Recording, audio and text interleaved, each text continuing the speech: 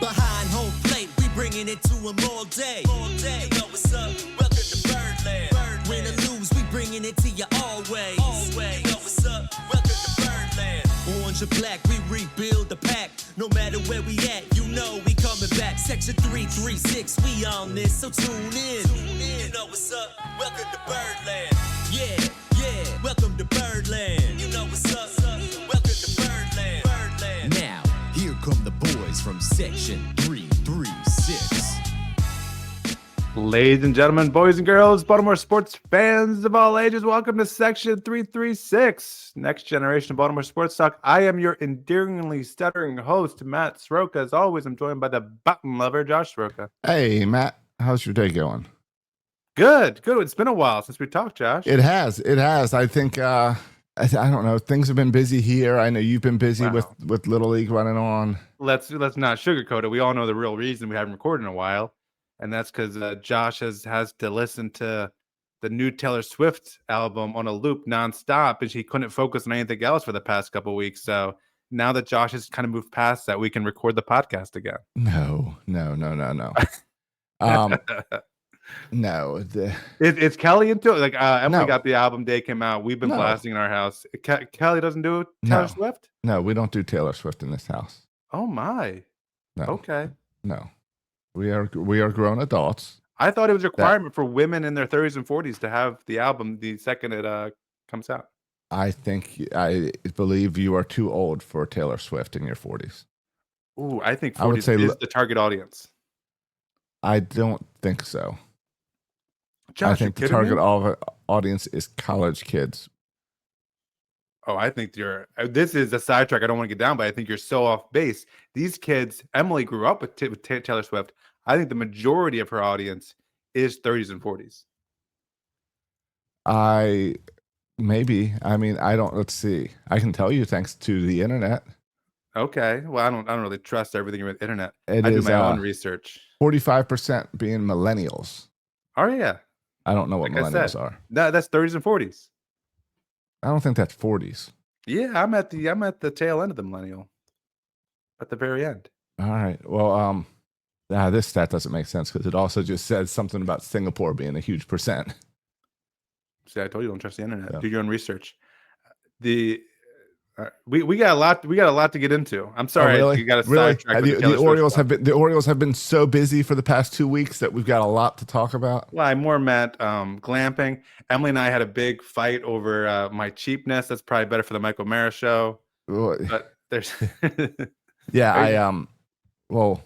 we've got the Michael Mara show cookbook coming out, and I've been building the cookbook and putting everyone's recipes in.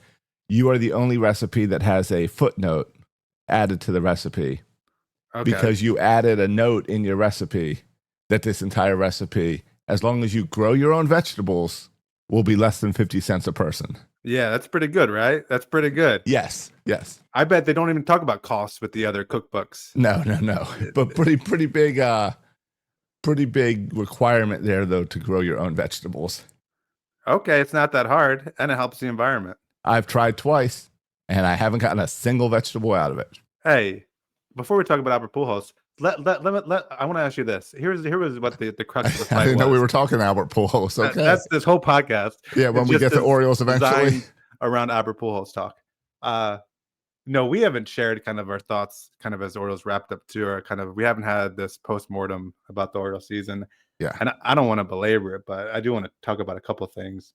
But Emily and I, let me ask you, because I think I'm probably in the wrong, but I just want to verify. This always comes with travel. This is where I think my cheapness, for whatever reason, emerges in more than any other area of my life in terms of travel.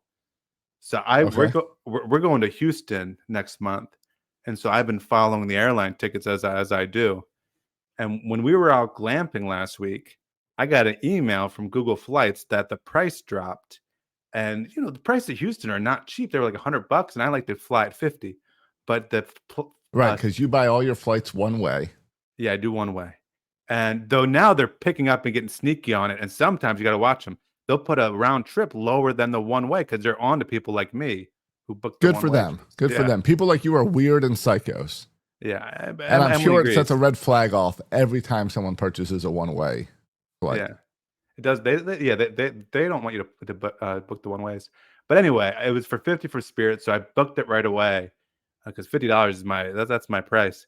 And then later, after glamping, I'm talking with Emily. I'm like, listen, Emily, I got tickets. They're Spirit, and I didn't get the carry on or anything. So we're just gonna rock with a backpack. And Emily was so appalled at the idea that we would go away for the weekend. And I just wanted her, Josh, to just consider the possibility of packing a backpack. And she wouldn't even consider the possibility. She said she needed the check on.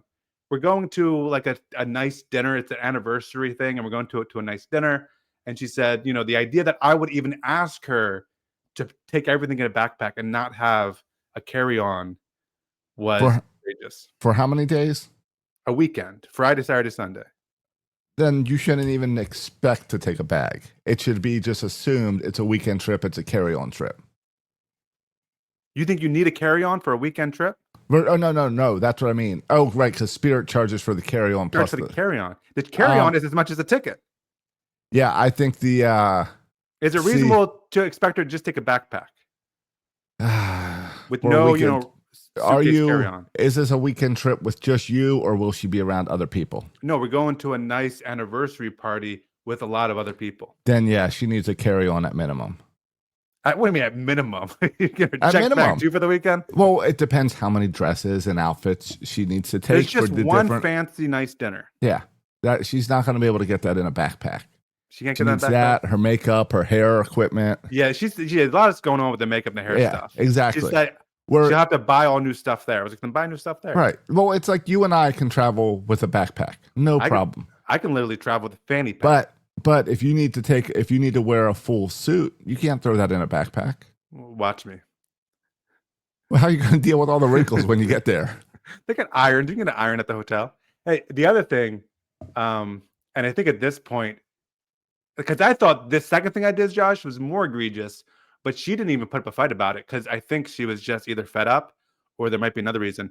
When I was booking the other way, I just booked the other way last night to come back home. Okay. Frontier this time.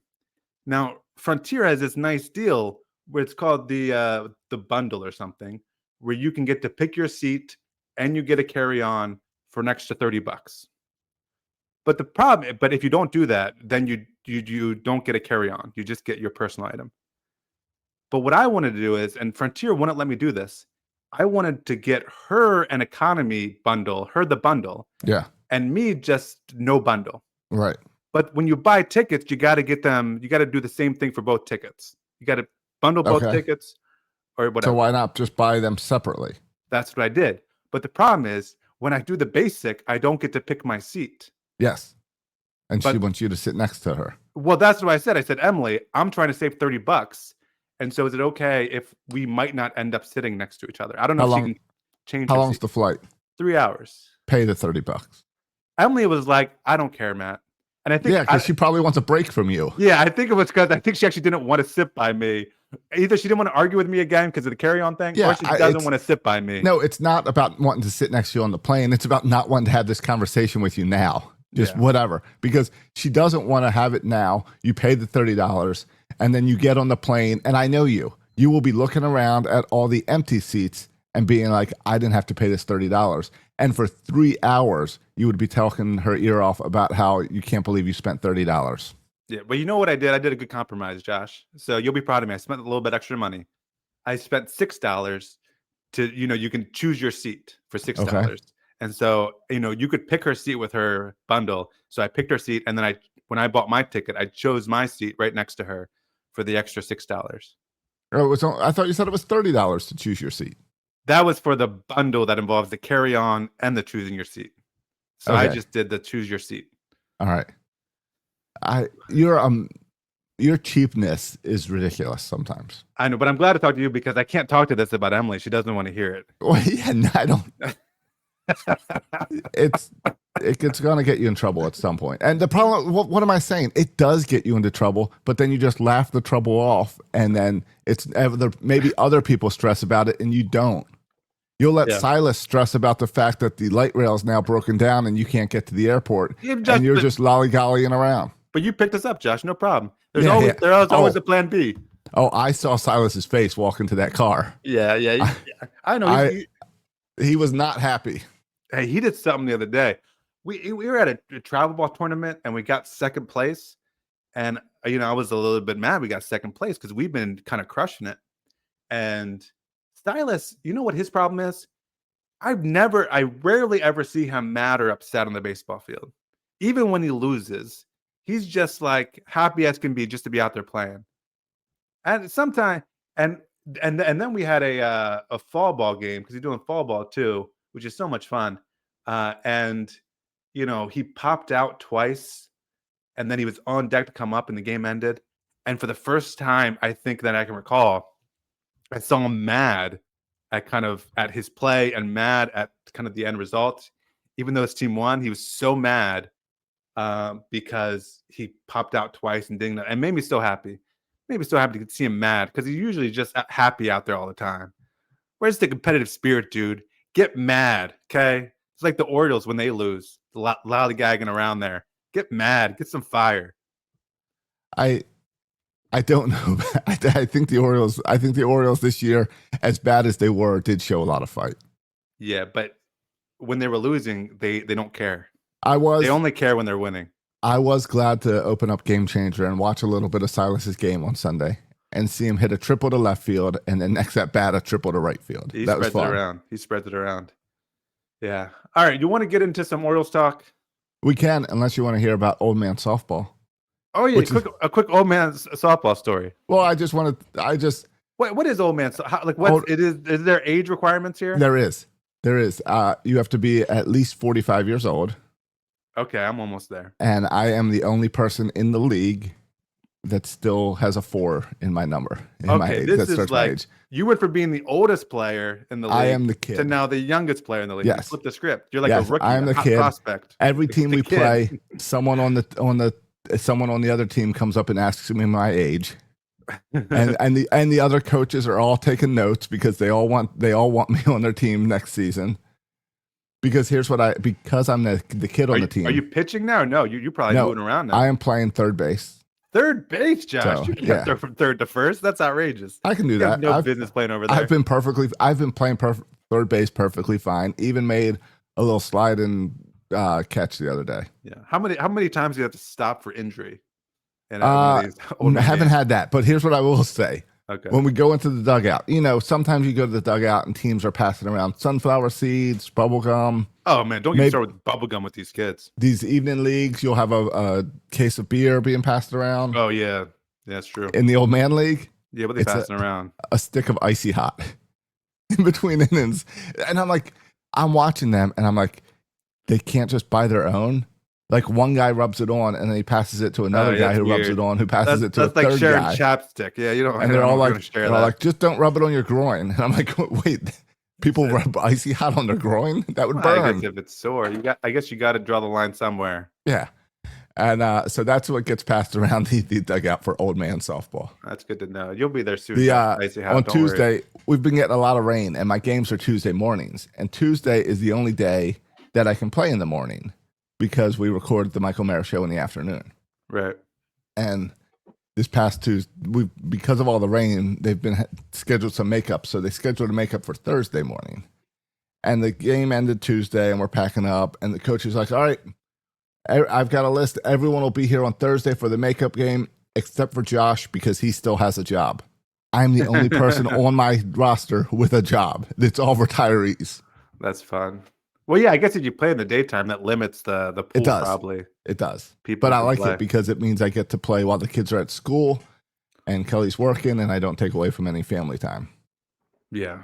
Yeah. Man, I wish I had that. Maybe they do. Maybe they're looking at having that here in Macon. I could finagle my schedule to get a morning off to play. Yeah, but you're not old enough yet. That's true. I just got in there. I'm too young for the regular leagues. I mean, I'm too old for the regular leagues. I know. That's how it goes. I was the old man on my last 2 teams. And now I'm the kid. Yeah. Hey, Max Scherzer could come play with you guys. Yeah. Hey, not quite. I think he's 42, but not quite. But he's well, maybe we can get Joe Flacco and Aaron Rodgers out here as well. Yeah. How about Joe Flacco? his career is something that's just It's absolutely amazing. it's really he has had a really special career, and the problem and what it does is it tells you more about the guy, the person of Joe Flacco than the skill set he has. How Yeah. he can go on a team like he was on the Browns 2 weeks ago. He comes over to the Bengals and he's immediately like a leader on that sideline and has the respect of everyone. Yeah, he's been with a bunch of terrible teams and franchises. Yeah. But and often you see like that bring players down, but not him. He's No, not brought down by any terrible always- franchise. He always rises above. My favorite Joe though is, and we saw it last night, is when the game comes down to a field goal. And we saw this in Baltimore. I believe we saw this in Cleveland, or where was he last year? Jets or something. We saw this somewhere else. Where was he? I don't remember. But game will come down to a field goal. Time running out. He's not one of these stand on the sideline, get ready to yell guys. He goes, he sits on the bench, he did his job, and he'll just wait it out. And he doesn't cheer, and you've muted yourself. So no, but no one thought that this old man ball yesterday was going to be a high scoring affair like it did. Yeah. And Joe had like 30 some fantasy points if you happen to pick him up. Which you did, I assume. No, I dropped him. Well, that's not smart. Who'd you pick up in his spot?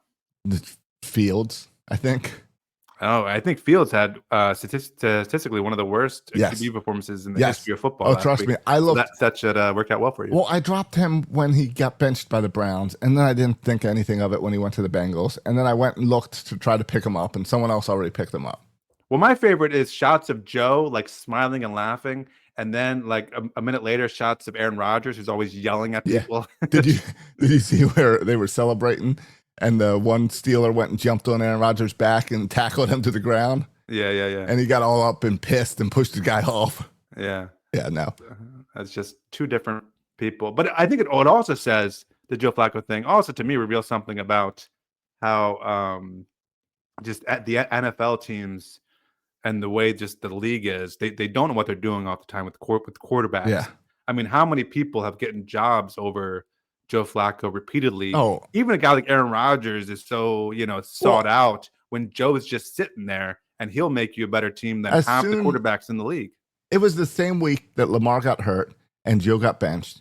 And then I think I texted you guys immediately. Just go trade for Joe. He won't cost you much. Seriously. And he can keep you in games. Yeah. And the Ravens didn't do that, obviously. The Bengals did, and look what it got them. I bet we would have one more win right now if we had Joe. Joe probably would have pulled out one of these wins, I would think. We have more weapons on the field now than we ever had when Joe was here. Well, yeah, and you could tell that with Cincinnati too. Like, yes, Joe was just loving having Jamar Chase. Well, Jamar Chase was always open. Yeah, because he's good. It's starting to feel though, Josh, this Ravens season. Oh, it's starting to feel like the Orioles season. It's starting to feel just like the Orioles season, where the expectations are the moon. A couple injuries pile on. More than a couple. Yeah, key players. Yeah. And then all of a sudden, I think the Ravens are still really good, but it's going to be, by the time they get good, it's going to be like week 10, and there's not going to be enough time. So you're worried they're running out of time here. The only good thing about the Ravens so far is, they've only played one divisional game. So I think there's an opportunity to gain some ground there. But they're running out of time quickly, and it's still October. Right. And that's the concern. That's what happened with as bad as our division is. Yeah. Can we go on a run to win the division, or at least sneak in with a wild card? Yeah, I think it might be easier to get the division. Yeah, probably so. The way this is headed. But speaking of Orioles, couple thoughts here. I just pulled up a kind of post-mortem thinking about kind of the Orioles and what happened. It's just some interesting stats when you look at like player stats and team stats. In terms of player stats, one of the things that stuck out to me, Josh, is we only had 2 players play more than 92 games. 2 players played more than 92 games. If you compare that, I just threw up a bunch of other teams. I was curious compared to other teams. Yeah. The Phillies, for example, had 1, 2, 3, 4, 5, 6, 7, 8, 9 players. Yes, 2 play over, and other teams have 8, 9 guys play over 92 games. We had 2. Who is the 2? It's Gunnar Henderson. Yeah, and um, Our other foundational piece in that middle infield. well, see, is it all right? It is Jackson Holiday. Yeah, he played I didn't think- 149 games. Okay, I didn't think he'd get there because of the splits with Brendan Hyde, but I guess that was they got rid of Hyde early enough. Yeah, it was more last year too. But yeah, so Gunnar and Jackson, and then the next was with 92 games was Colton Cowser. Right, that's ridiculous. And the at bats are the same way. Like you just look at bats. Holiday had 586, Gunnar had 577, and then the next highest guy was Ryan Mountcastle with 332 at bats. So only two guys had more than 332 at bats, which is just wild. And it's hard to win when you don't have good players playing a lot of games, right? So that means a lot of other guys are getting these at bats. So that's kind of what's wild to me. No, I agree. But it also makes a lot of sense on why on paper the team looks good, but on the field they're not. It's because we're not playing. We don't have the full team playing at many points this season. Yeah, the other wild thing, two other wild things is just you look at the home run totals, and I just think this team is young, and it just seemed like we could build on the power last year. It just seems like we should have 5 or 6 20-plus home run guys, that we should have 2 or 3 30-plus home run guys.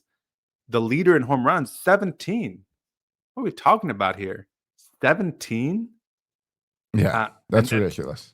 Yeah, and we had 3 guys at 17, Gunnar, Jackson, and then Jordan in just kind of half the games as Gunnar and Jackson.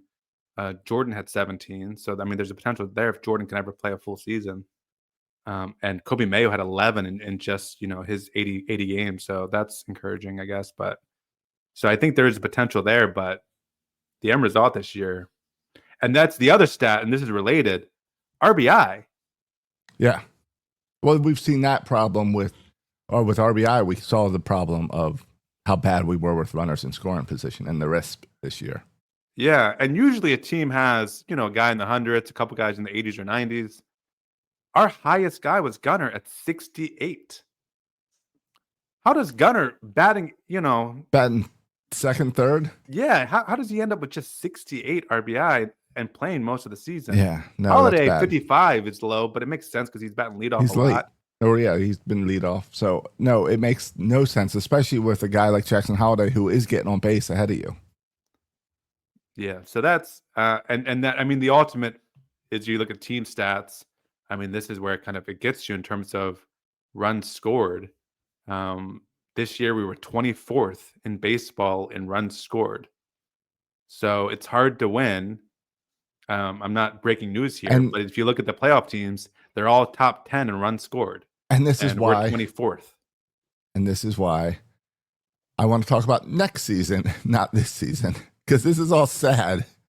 Yeah, and the pitching tells the same story, because we might say, oh, Trevor Rogers was so good and our starting pitching was so good. But if you look at just kind of runs given up in ERA, 26th in baseball in terms of team ERA last year. So a lot went wrong. Yes. I know the injuries and stuff, but also the players who are on the field just need to play better. And this team needs to get better. So we have Mike Elias has his work cut out from this offseason. Yeah. So now all the rumors this year, so far we haven't had free agency hasn't opened up. It doesn't open up until after the World Series. After the World Series, which means all the talk is managerial candidates. Right. Do you think the Orioles are moving on from Tony Massinello? That I will never have to think of that name again. Yeah, Manzolino, I think it's I do believe Mike Elias when Mike Elias says that Manzolino is in the running for the position. Right. So I think he will be interviewed. I think he will be considered. And I think it's kind of like, you know what you get with Mike Elias. So I think Mike Elias would be okay going back to Tony. I really think he would be okay. But if he sees an opportunity to upgrade, I think he'll upgrade. So I think it has more to do with what other options Mike Elias feels he has who would want that manager position. Right. And if he can get someone better, he will. If he can't, he'll settle for Tony Manzolini. That's kind of where I'm at with it. So, and the rumors are that the Orioles are actually interviewing people, right? No, I haven't heard any interviews happening yet. Is it just a whole lot of expected to interview? Yes, expected to interview. But it's not. there's only been one expected interview, right? Albert Pujols. Yeah, which is very suspicious. No, hold on. The Orioles have interviewed Yankees third base coach and former Mets manager Luis Rojas. Okay. So they have done one interview. And then, I've seen Ryan Flaherty is expected to be in the mix. Pujols is expected to interview. Now, 2 weeks ago, we saw Pujols expected to be the Angels manager. Right. So is this just leverage from Pujols' team trying to work out that deal with the Angels? Yeah, this seems really suspicious to me, Josh, just because I don't understand the attraction of Pujols to the Orioles. Well, before we get there, Mike Elias and the front office, they're so tight-lipped about everything. Yeah, 100%. It's not like them to leak this story. So it feels very much to me that this would be more likely coming from Albert Pujols' team than from the Orioles team, just because the Orioles, unless the Orioles are trying to see how people would respond and react to having, a Hall of Fame player but not experienced manager manage the team. Well, he did manage the Dominican League or something. He's got a little, so he's got one step above my prediction of Adam Jones. Yeah, he does have a little bit of that. And he's expected to manage again, I think, this in the next World Baseball Classic. Right. So, but this is like what? Just a week ago where they were saying he's closing in on the deal with the Angels. So. Yeah. So, and he hasn't interviewed yet, just expected to interview. So, right. So it sounds more like it's Pujols' team kind of trying to say to the Angels, look, you can sign us now. You should sign us now. Give us some money now because look at all these other openings. Yeah. You don't sign this now, we're going to go interview with the Orioles. Yeah, I might try that too. Saying I'll interview with the Orioles. When's you haven't done a job interview in a while. Yeah, it's true. I've done a couple recently. How'd that go? Did we talk on here about the Orioles asking to interview me? Yeah, but I never heard an update. Yeah, I haven't either. I did really? The interview. I did the interview. The interview. Oh, you did the interview? Yeah, I did the interview. The interview went really well. They said, "Hey, we'll get back to you next week," and it's been 2 weeks since then. So I'm guessing that I'm not in the running on that, or there's something else going on in that warehouse, and they can never make a decision. Or I'm up for manager. Yeah, perhaps. It's probably me or Pujols. Well, perhaps they want to make the manager decision first and then get the manager's thoughts on bringing you in. Yeah, maybe so. Yeah. Exactly. Yeah. But I Judge, how would you feel about it bringing Mantalino back? Would you, manager Tony, would you be opposed to that idea? I haven't seen what you saw this past. I am opposed to bringing him back because I don't know if he earned that job, and I don't see. We saw changes. We saw definite changes on how the bullpen was used and how the lineups were constructed. And the record was better. I don't put the record was better, but I don't put that on him. I think health had a lot to do with that. Yeah, we got some pitchers back. And just because Brandon Hyde always irritated me because of how he managed pitchers, he pulled them all too early because he managed the lineup with his left-right construction. But that does not, just because Tony didn't do that, does not mean that I want Tony as the manager. I didn't see enough from him. I hate his post-game interviews. They're the worst. They're an embarrassment. They're kind of entertaining. Yes, but they're not entertaining like Buck Showalter was entertaining, and I would learn something. Yeah, Tony's entertaining. You just don't know what he's going to say. And then it's like, it's embarrassing. Yeah, he's going to say something awkward. Yes. Going to call run points. Right. Call runs points. Yeah, exactly. Yeah. So I'm opposed, but I don't have a great argument over why, except I don't think he deserves the position. Yeah. It's interesting too, in terms of like, this might be a situation where sometimes it can be good to bring someone from the outside into this. And Tony was brought up here and kind of brought through the system. And so the idea of having someone from the outside who hasn't been as close, it's kind of appealing to me, kind of fresh eyes on the situation, along with keeping Buck Britton and keeping a good team around him who's been here. I kind of like the idea of bringing in some fresh eyes. And my view, I want someone that can fire up this team and take them out, this group of great players, and make them this family. that fights on the field. I do not believe the Pujols things as we've been talking about. Also, because when I look at like this article on MLB trade rumors, it mentions like reasons why and blah blah blah, and there's no real reasons why. They just say, "Hey, Pujols is available. There's young talent in Baltimore," and then here's the connection. Because of St. Louis connections, because Pujols played in St. Louis, where Michael Elias was a scout during Pujols' playing days, and Pujols is still close to Cardinals teammate Matt Holliday, father of Jackson Holliday. That's a stretch to try to be like, because of these points is why the Orioles are going to interview you. Here's another reason for Albert Pujols. I'm pretty sure I got this right based on John Miller. That the Orioles' greatest manager of all time grew up in St. Louis, Earl Weaver. Yeah, that's true.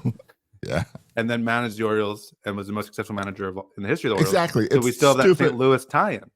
Well, also, Pujols did manage in the Dominican League, and we did just invest a whole bunch of money into that Dominican facility last year.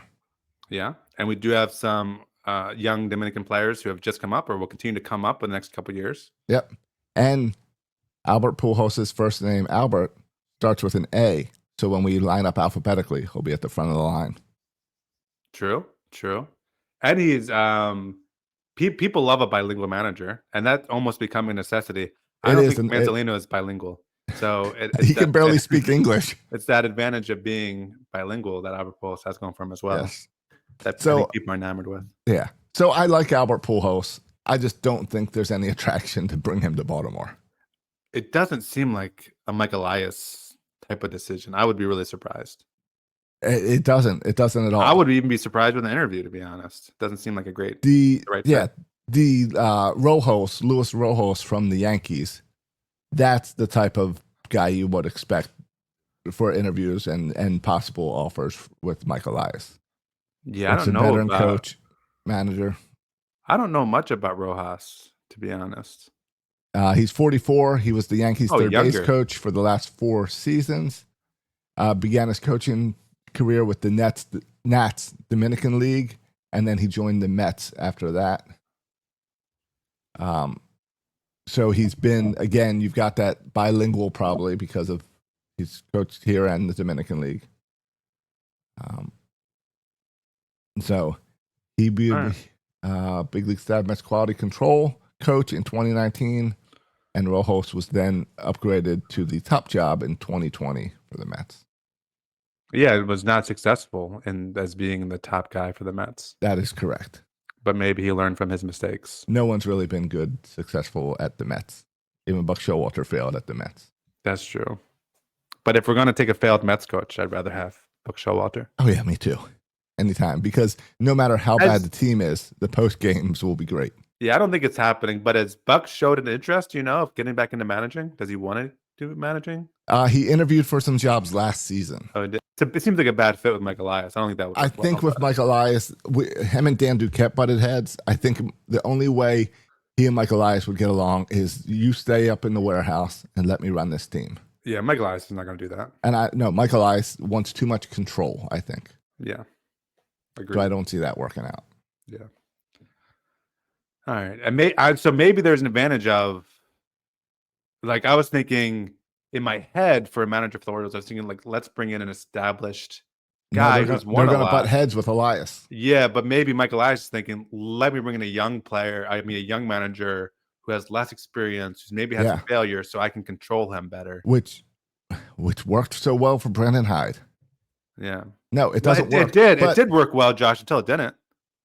But that had nothing to do with their relationship. That had to do with young and upcoming players. You can say that about everything, sure. Yes. Well, yeah. Again, we can go back to my original manager discussion a few weeks ago where I said the manager doesn't do much. Give me Adam Jones. Well, I like if what would I rather have, Buck Showalter or Kyle Tucker? Yeah. Give me the player over the manager all day. Yeah, 100%. Have we talked since they did the Orioles end of season press conference? No. Where they talked about his promotion? No. From GM to president of baseball or whatever? I don't think we talked about it. All I mean, right. we talked about that he was promoted. Yeah, so he was promoted, and he real cage. Always, Michael And, Elias like, is always cagey and weird and And talks maybe there's an around. open position, but maybe there's not an open position. There is an open position for general manager, but only if I find the right guy I want. And I might not Right. even look this year. I might look next year. He might But do yeah. the same thing with manager. Maybe he'll just leave the manager position open too. What if Michael Elias is just the manager? Maybe. It's just open going into the season. Yeah, and he just says, "Okay, fine, I'll do it until we find someone." Well, except I was going the opposite way. What if trying to get him? What if trying to get him into this front office position instead of general manager position is to try to get his hands off the actual club? Be like, you structure the club, you do all the business stuff to get us lined up, and leave the manager alone. Like, let's get you further away from the manager. Like who that because Michael Elias wants that, or who wants that? Because management, because Ownership wants that. Ownership. That was an ownership move. Right. Because he tried to say, oh yeah, it wasn't. We didn't mean it to be quiet, but we didn't want to upstage the play on the field at the beginning of the season. Then the team was so bad we couldn't announce it, so we just hit it. It's all crap. They don't. Yeah, no one's getting upstaged. No Right. one cares that much. Yeah, that's it. Should be interesting what happens there. And what about Sig Mejdal? Does Eddie talk about his, like, seems like he could take that role, or like I don't know how he fits into this thing too, because he's just, I always just view him as Michael Elias' kind of right hand man. Yeah, he's kind of like always been behind the scenes. Like we've never. Like Lou Angelos is Brady Anderson. You're right. He is still listed as the assistant GM of the Baltimore Orioles. How can you be the assistant GM if you don't have a GM? Yeah, assistant to what? Right. Who does he report to? An empty office. I don't. There's a lot of emails he sends that get unreturned. I don't know. All right. I as much praise as Sig Mejdal was given for coming to this team and continue to praise and people praise him, he never speaks. You know, like maybe one interview a year, and it's only an in-house interview. So I don't know much about the guy. Josh, but he worked for NASA. So yeah, is Jackson Holiday going to the moon? No, but he worked for NASA. Because well, guess what? We hired a guy from NASA, and liftoff didn't work. We're sputtering. Yeah, you got to pull a little Apollo 13 mission now, and let's fix all the issues before we crash. Was that Mejdal's? Was that his big contribution to the team to come up with the liftoff phrase? The liftoff metaphor. Was that his idea? I do like the idea of the Orioles leaning into the liftoff metaphor and doing like all of their promotional materials and like their like videos and lineups and everything as like in astronaut uniforms, like slow motion walk in astronaut uniforms. I think you lean into that. Yeah, that would be fun. Liftoff 2.0. Yeah. But speaking of postseason conferences, Michael Elias, I guess he does this all the time. It just seemed to me it was pretty clear that he was going to say, well, I hate it when he says this, by the way. He said that they're going to, I like the first part, hate the second part. He says they're going to build their team this offseason in a way that to contend. Well, that even the national media, the team, like everyone will think that we are, and I'm waiting for it, that we are World Series contenders. He doesn't say that we can contend for the AL East. Yeah, that we are competitive. Stupid. Yeah. How about just say World Series, dude? Are you afraid to say the World Series? No one cares. Everyone knows, like, we see stupid coaches all the time say, my team's going to the Super Bowl, and they go 0-15, 0-16, 18, whatever it is now. We see people all the time. Michael Elias will not give us that confidence that his team can go all the way. Yeah, and it's because that's honestly, I think his goal is just to stay competitive and try to win the AL East and then roll the dice because he thinks the playoffs are just a crapshoot anyway. Yes. So if I can just get in there. Well, if you stay competitive, if you're always fighting for that postseason, then you always have a job. Yeah. Yeah. I don't think the Dodgers. I haven't heard Roberts talk about it for the Dave Roberts for the Dodgers talk about, but his team's goals and expectations. But I doubt he says our goal this year is to win the NL West. I mean, that team is built for the World Series and to win the World Series. I got it right here. I don't know why we can't build to win the World Series. According to DodgerBlue.com, preseason. Dave Roberts' primary goal for the Dodgers in 2025 is to win the World Series. Yeah, and I bet the GM said likewise. Exactly. You It's don't not- say, Because let's that's the be competitive. Point. That's the point of playing the game, is to win the World Series. Yeah. You think John Harbaugh and Michael Elias just hang out? They both kind of be like that. We'll stay competitive and see what happens type guys. Yeah. Josh, John Harbaugh, you can't fire him mid-season though, right? He has some wait. You have to wait till the end based on what he's done. I don't think you can. You can't fire him. You can't fire him simply because Lamar is quote unquote hurt. Because it's an excuse. Well, but yes, I agree. But I'm saying if Lamar was playing, I don't think you could fire him mid-season. No, you can't. Won a Super Bowl for you. Brian Billick was fired mid-season. Yeah, but don't you think that was extenuating circumstances in terms of the locker room going wild? That was that he lost the locker room and a little friendship issue because him and Bisciotti were real close. Yeah. So there was a little personal stuff going on there too, I think. Yeah. But even if Lamar John never Harbaugh comes back, John Harbaugh will not gone. be fired this year. Yeah, but even if Lamar doesn't come back, if the Ravens don't make the playoffs, Harbaugh's done no matter what. Oh, he is, Josh. I don't think so. He's 100% done if they don't make the playoffs. He's been on the hot seat too many times. He's had an amazing run. I think he's done if they don't make the playoffs. No matter the injuries. Well, here's the problem. He's had more. Here's the problem, and here's if I was Steve Bisciotti, and here's what I would do is I would be like, sit back and be like, well, what are the other candidates? So if I let John Harbaugh go, who is out there that I can put in this slot? And are they better than giving John Harbaugh another chance? And I think that's where you end up riding with John Harbaugh a lot, where you're like, well, him and Lamar get along great. Lamar will come back next season. I'll just ride with John. Versus look at our defense where we said, hey, let's try Zach Orr. Let's give a new guy a chance. And that's been a horrible mistake. I think Zach Orr should be fired this week. Yeah, well, I think he should be fired 2 weeks ago.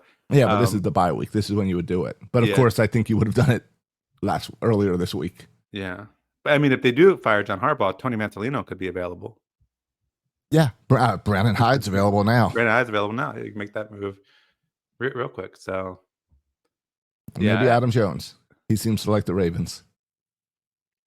It's true. Or bring back a former player for the Ravens. Do you like the photos of the LA Rams playing in Camden Yards?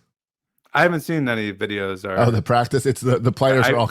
I heard they're practicing there. Yeah, there's been some fun videos of the players all coming out of the clubhouse and the locker room, like they're using the Orioles locker room. Yeah, and coming out and like just coming out of the dugout and taking fake swings for the fence and stuff before they go out into the outfield to practice. That's fun. I'm surprised John Angelos didn't have concerts scheduled. It was open for them to. Well, John Angelos is gone. That's true. So no more concerts. But there's still concerts, right? I'm sure the concert schedule's still pretty full, right? Or no, did the concert go away when John left? They went away. There's no more concert, Camden Yards? No more concerts. They do the concerts back, like the pregame concerts in like the flag. But in the off season, they're not doing concerts in there? They've only done like 3 or 4. They only do like 1 a year. Hey, the Orioles. And this season they can't do it because they're upgrading all those upgrades to the stadium with the new video board, the new sound system, the new premium seating, the new standing room beneath the scoreboard. They're doing all those upgrades, so there's nothing going on. I was listening to, someone was interviewed on the Tony Cornette show, and she wrote a book. I need to look at this, called like, If I Was Commissioner, How I Would Fix Baseball or something like that. If I was commissioner, how would I fix baseball or something? And her lead argument was something. Make me commissioner. Make me commissioner, yeah. Jane Levy, yeah. And there were several things, but she led with attendance. And that's my first thing too. How organizations are losing their minds because everyone keeps on raising prices when they should be reducing, if not giving away free tickets to kids instead. And she used the Savannah Bananas example too, as they're not thinking at all about the fans in terms of that's my argument coming to games. And it's true. And the more I think about the Orioles, that got the Orioles' attention that went viral when I complained. The more I think about the Orioles and the prices thing, from a business perspective, I know we're rehashing this. I need to see someone. I need a PowerPoint, Canva presentation on the economics of raising ticket prices and how. I mean, if you're going to tell me somehow raising these ticket prices will bring in more money that you can give to Kyle Tucker, okay, I can get there with you, I think. But someone needs to break down the economics on how raising ticket prices It doesn't means more money for the team. I don't see it. It doesn't. And I know it doesn't because I talked to the CFO guy and he never at one point brought up more income. I don't even think they're going to make more income as a team by doing this. I think they're going to bring in less money this way. That's what I'm saying. Yeah, it makes no sense at all. And the other thing I would do as commissioner, I would push for lower ticket prices. You can have your premium seating and sell that, whatever, but most seating, lower price. And I would push to make all stadiums smaller. Yeah. So there's more demand. And she said every kid under, I feel like 10 or 11, she said every kid under 10 or 11 should get in free. Yeah. What do you think about that? Yeah, and if you bring like a kid, Camden Yards, you can do that. And they have that deal already. They do. Yeah, well, it should be, I would do twofold. I would be every kid under 12 free. Because you're trying to grow the game with young people too. And if you're bringing a kid, the parents get their tickets for like $25 max. Yeah. Like make it, and I would do family packs of here's 6 tickets for $100 or $50. Yeah. Lean into add a drink and a hot dog with it. And you sold me. You should never see empty seats in a stadium. If you're seeing empty seats in a stadium, your prices are too much. You want every seat filled because they're going to buy a hot dog. They're going to buy a drink. They're going to buy an Orioles shirt. They're going to watch the Orioles game on TV. The dad's going to buy a $20 beer. Yeah. They're going to fall in love with the team. But if you have empty seats, that's not getting you any money. Yeah. The Savannah Bananas get that. Yeah. I'm interested to watch the Bananas as they've expanded in the past couple of weeks. I'm sure you saw how they have expanded. My and son changed. Was all over it. Exactly. Yeah. The kids are. Where they now have 6 teams in the Banana League. And it looks like the Bananas are playing games in major league stadiums, but there's plenty of games without the Bananas in it that are in minor league stadiums. Someone's coming to, I saw Chesapeake. Who's the Bananas going to Chesapeake? No, it's the Firefighters, I think, and the one of the new ones. So it's now the Firefighters, the Tailgaters, the Los Coco Nuts, and the Clowns. And the Clowns is a really cool backstory.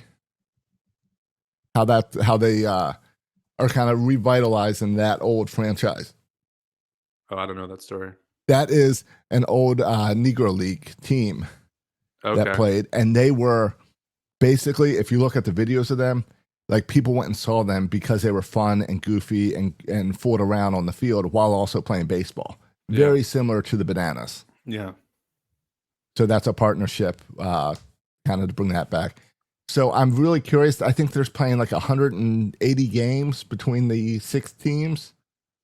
So, and then they've got a tournament up in Savannah. So I'm interested to see how that goes because suddenly it's not a one team that's in your town once a year. It's a bigger deal. So hopefully it works for them. Well, I do. And I hope if I was the Orioles, and if I was any major league team, I would call management of Savannah Bananas and say, hey, like, what can we learn from you to get people in our stadiums more? Exactly. That's the point I was making a few weeks ago.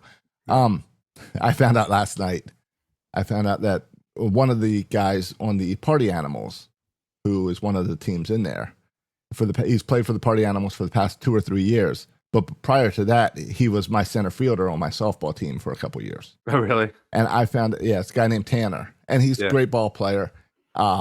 When I was a softball pitcher, it was amazing because I could always count on, let him hit the ball, Tanner will catch it. Yeah. And he's now playing on there. And I found out last night that Owen comments on his videos all the time as, I remember watching you play softball with my dad. That's funny. Yeah. So that's fun. But I think the other thing is Major League Baseball looks at the Bananas as not a competitor yet. And I think it's interesting to see the Bananas don't want any investment from Major League Baseball. So you're as you're playing more games with more teams, it's independent ball, but there's going to be this point where baseball, Major League Baseball, could even block them out and close them out and be like, you know what, you can't use our stadiums anymore, or you can't use our affiliates anymore if they see them as a competitor. Or we're going to block you from televising some of your stuff. Yeah. Or like, we've got, well, ESPN doesn't have the MLB deal anymore, so that's it's true. But Major League Baseball is the big guy here who can push them out, or they could embrace them. Yeah, because it sounds insane to push them out because they're probably doing more to get young people interested in baseball than anything the majors are doing. I think so. But I look at Major League Baseball and I see so many things the Bananas are doing right that Major League Baseball should be doing, and none of the stupid stuff on the field. You don't think players should go out on? You don't think you want to see Trevor Rogers on stilts pitching? No. Okay. No. I mean, maybe more dancing coming out of the dugout, that could be fun. Or like, especially like the bullpen, maybe more bullpen entrances. But no, I don't care about any of that stuff the Bananas do. But the way they attract and the way they put fans first and focus on kids, like have Jackson Holliday and Gunnar Henderson go out and sign autographs during the rain delay. You'll never see that with Major League Baseball. But if Major League Baseball would embrace that, I want one team. You might see that on fan appreciation at the last week of the season. Yeah, you might see some of that. But here's what I'd like to see. And I think the Orioles are primed for this because they're a young team. You have to get you got to get your entire organization from the president all the way down to the players to understand, hey, we're going to prioritize fans. And one organization could do this. One organization could be the team that prioritizes fans, that makes their tickets cheap, that has their players purposely go out and interact with the kids more during games, not just this like winter tailgate for 6 days, but every game, every home game, make it feel like a party for kids. One major league team could do that, and they could get a whole lot of attention just like the Bananas do without doing the party tricks on the field. Is the winter tailgate, is that coming back? Is the caravan or something? We're not doing the fan fest anymore, but is the caravan coming back? Right. I don't know. Yeah, I mean, though, I'm really interested in the topic. The other stuff I care about, but less. I really just care about ticket prices, and I'm really interested to see what happens in terms of attendance with the Orioles this year. I'm kind of fascinated to see. They will never release true numbers about their season tickets. But I guarantee their season ticket holders are imploding this year. Well, and I mean, if you just look at attendance numbers, it's going to show up, right? If those are the attendance numbers. And we'll see what kind of deals they run during the season too, as a reaction to it. You and I, we've talked about. Well, I've pushed to go back for opening day, but we haven't talked about what series to go home with. We've talked about what series to go see on the road. Yeah, go travel. Yeah, because why go back to Camden Yards when they're going to treat their fans like this? Yeah, it just well, maybe this will prevent a lot of the Yankee fans taking the subway down to go to Camden Yards because their tickets will be just as expensive. No, that's all. No, you're making the mistake. That's always been the argument. Is we increased it when the Yankees and Red Sox are in town to make money off those New Yorkers, and screw your locals at the same time. You know, I noticed this because I was getting Hawks tickets, Atlanta Hawks. Does Orioles tickets say this? That they're like, because I do like a promotion where like if my kid reads a book, you get a free ticket to a Hawks game, and they said like you have to be a local purchaser only, like only local people allowed for this promotion. Oh, I don't know. I think they might do that for the kids cheer free, but I don't know. Yeah, just curious. I'm not sure. I saw sure. that local only. I was like, how would you even? I guess you can verify. I know football teams try to do that all the time for playoff games. Yeah, where they'll try to be like, oh, well, it's only your zip code needs to be within here or something. Yeah. So, yeah, I don't know. All right. Ready to get out of here? Yeah, I think we've covered enough. Yeah. Well, we'll get into once the World Series ends, hopefully the Blue Jays lose and the Brewers come back and beat the Dodgers. We'll get into some more off-season talk. Yeah, let's keep cheering on the Mariners. Hopefully they can pull this out. Absolutely. And we get a break this weekend from the Ravens. Thank goodness. Yes. Yeah. I think all Raven fans deserve a break this week from watching that thing. All right, boys and girls. If you haven't gone to iTunes, Apple Podcasts, written us a review or Spotify, give us 5 stars. Go ahead and do that right now. I know we're closing, but have you checked out my new movie podcast? I have not, no. People should check out my movie podcast, Hicks, Nicks, Sticks, Picks.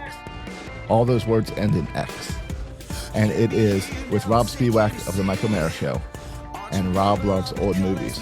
So he picks out a movie each week that I have never seen. We watch it, and we discuss it. Do you give a heads up to listeners what you're watching so We they do. can watch it too? We do.